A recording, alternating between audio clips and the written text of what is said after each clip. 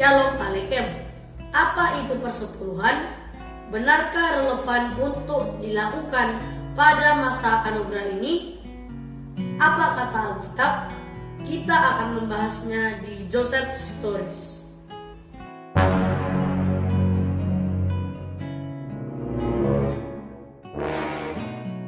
Ya, kali ini kita akan membahas topik persepuluhan.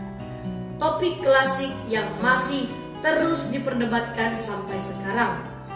Tidak hanya institusi gereja, kita sebagai jemaat pun masih bingung dengan kepastian perintah itu. Tidak hanya apakah itu masih relevan dalam masa anugerah ini, namun sampai pertanyaan yang paling detail, yakni apakah persepuluhan itu merupakan penghasilan bersih atau penghasilan kotor dari penghasilan yang kita peroleh tiap bulan atau tiap tahun. Sampai sejauh itu ya. Pada kesempatan ini kita akan bahas dengan sederhana saja, tanpa menghilangkan inti pesan dalam persepuluhan itu. Persepuluhan adalah konsep perjanjian lama dan merupakan peraturan hukum Taurat atau hukum Musa, di mana setiap orang Israel memberi 10% dari segala yang mereka peroleh untuk tabernakel atau bait suci. Sebagian orang menganggap persepuluhan dalam perjanjian lama sebagai pajak untuk mencukupi kebutuhan dari para imam dan orang-orang Lewi dalam sistem kurban. Sekarang ini, pada prakteknya persepuluhan adalah kegiatan memberikan 10% dari penghasilan kepada tempat ibadah. Dilakukan dengan sukarela dan dibayar dengan uang, cek atau saham. Seharusnya persepuluhan dibayar dalam bentuk produk pertanian atau sejenisnya. Terjemahan bahasa Inggris untuk persepuluhan adalah tithe, yang bila kita perhatikan muncul sebanyak 13 kali dalam Alkitab King James. Mari kita cek di Alkitab sebagai sumbernya. Pertama, Imamat 27 ayat 30. Demikian juga segala persembahan persepuluhan dari tanah, baik dari hasil benih di tanah maupun dari buah pohon-pohonan, adalah milik Tuhan. Itulah persembahan kudus bagi Tuhan. Yang kedua, Bilangan 18 ayat 26. Lagi haruslah engkau berbicara kepada orang Lewi dan berkata kepada mereka, apabila kamu menerima dari pihak orang Israel persembahan persepuluhan yang kuberikan kepadamu dari pihak mereka sebagai milik pusakamu, maka haruslah kamu mempersembahkan sebagian daripadanya sebagai persembahan khusus kepada Tuhan, yakni persembahan persepuluhanmu dari persembahan persepuluhan itu. Yang ketiga, Tawarik 31 ayat 5.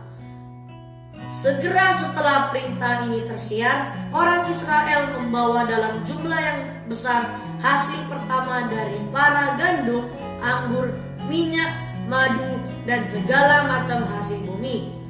Mereka membawa juga persembahan persepuluhan dari segala sesuatu dalam jumlah yang besar.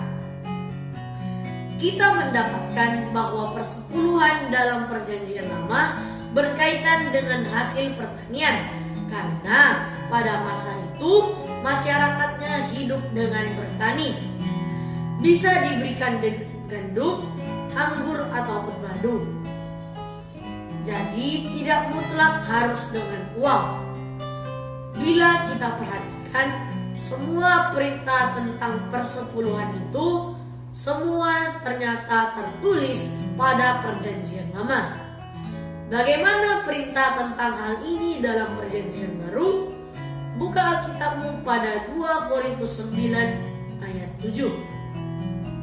Hendaklah masing-masing memberikan menurut kerelaan hatinya, jangan dengan sedih hati atau karena paksaan, sebab Allah mengasihi orang yang memberi dengan sukacita.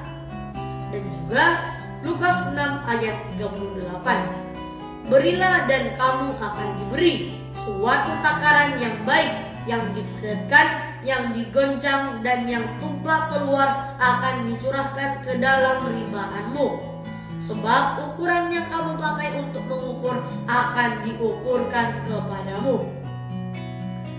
Panduan bagi masa anugerah ini dalam hal memberikan persepuluhan atau ucapan syukur adalah firman Tuhan berikut ini, yakni 2 Korintus 9 ayat 6-7.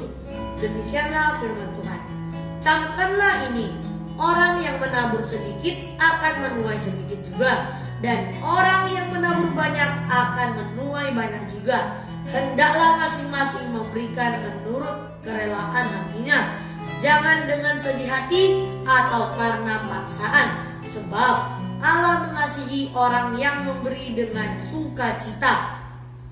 Silakan berikan sesuai kemampuan, mau 10%, 30%, atau bahkan 100%. Panduan atau pedoman bagi kita Gereja Kristus untuk memberi kepada institusi gereja sebagai ucapan syukur dalam masa anugerah ini adalah firman Tuhan yang di atas, yaitu memberi dengan kerelaan, jangan dengan sedih atau paksaan, memberi dengan sukacita. Lebih jauh bisa kita bandingkan dengan surat Paulus kepada jemaat di Galatia. Paulus mengatakan seorang yang menerima pengajaran yang benar akan membagi segala sesuatu yang dimilikinya dengan orang yang memberikan pengajaran itu. Galatia 6 ayat 6. Dan baiklah dia yang menerima pengajaran dalam firman, membagi segala sesuatu yang ada padanya dengan orang yang memberikan pengajaran itu. Perhatikan, di sini Paulus tidak lagi berbicara tentang persentasi, mau 10%, 20%, 30%, namun membagi segala sesuatu yang kita miliki dengan orang yang memberi pengajaran firman Tuhan kepada kita. Tampak jelas di sini perbedaan antara perjanjian lama dan perjanjian baru dalam hal persepuluhan atau ucapan syukur ini.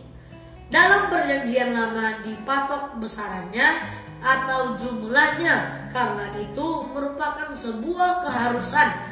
Sedangkan dalam perjanjian baru tidak dipatok besarnya, namun ditekankan bahwa pemberian haruslah dengan kerelaan, tidak dengan paksaan, dan harus dengan sukacita. Jadi, dalam masa anugerah tidaklah tepat kita menggunakan istilah persepuluhan, karena tidak kita temukan perintah dalam perjanjian baru untuk besaran yang harus kita berikan, melainkan hanya prinsip-prinsip dalam melaksanakannya saja, yaitu harus dengan kerelaan, tidak dengan paksaan, dan harus dengan sukacita. Berapapun yang saudara berikan sebagai ucapan syukur, mau itu bulanan, mau itu tahunan, tidak masalah, karena Tuhan melihat kerelaan hati kita.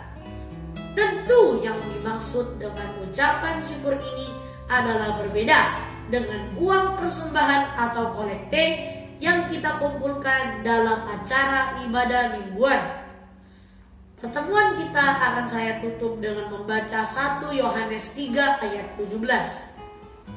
Barang siapa mempunyai harta duniawi dan melihat saudaranya menderita kekurangan tetapi menutup pintu hatinya terhadap saudaranya itu, bagaimanakah kasih Allah dapat tetap di dalam dirinya? Pertanyaan saya, masih mau dibohongi pendetamu untuk memberi persepuluhan? Segeralah pindah dari gereja tersebut. Jangan lupa like, komen, dan subscribe ya. Maju terus dalam Kristus. Haleluya.